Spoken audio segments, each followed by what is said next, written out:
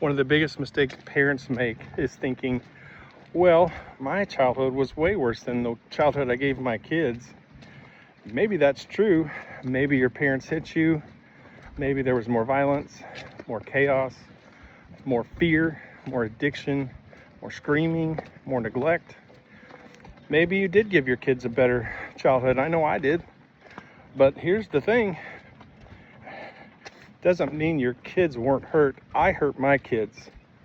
That's where a lot of parents get defensive instead of honest. The moment their kids try to talk about how they were hurt, parent immediately says, you think you had it bad. You should have seen what I went through. Wrong. Wrong. You had a much better life than I did. And maybe you did. Pain isn't a competition, though. Your child's hurt does not disappear because you had a fucked up childhood. People struggle to understand it. Trauma is generational. Sometimes people do improve financially while still being emotionally damaging. Sometimes people stop physical abuse but stay emotional and unavailable. Sometimes they have a nice house while still creating fear, tension, anger, addiction, emotional instability, or distance inside their own home. Children feel that. Even if you really love them, even if you worked hard, even if you tried, one of the maturest things that you can do as a parent, say, I know you had it better than me, but I also understand that I still hurt you in ways that I didn't understand, and then shut the fuck up. Healing usually begins when the defensiveness stops. The moment comparison stops, the moment your ego stops. Instead of trying to win the conversation, you listen, shut the hell up.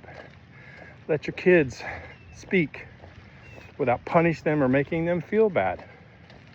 No guilt. Without acting like you're offended. Without making yourself the victim. So if you really want to heal, you have to create emotional safety for them, and that requires honesty on your part, not perfection, honesty. And if you're a parent trying to rebuild relationships with your kids as adults, please hear this. You cannot force forgiveness or demand closeness. Give them room, give them space, give them honesty and consistency. If you truly want healing, you better learn how to apologize and then shut the hell up and stop defending yourself. That's when the real rebuilding starts. If you're doing this, please type I'm in so I can see that you're doing this with us. If you want somebody to walk along next to you, hold your hand, has been through this with myself and other people, that's what I do. I'm an accountability coach. Parenting, healing, addiction, rebuilding relationships, rebuilding your life. That's what I do. Appreciate you watching, guys, and I'll see you on the next one.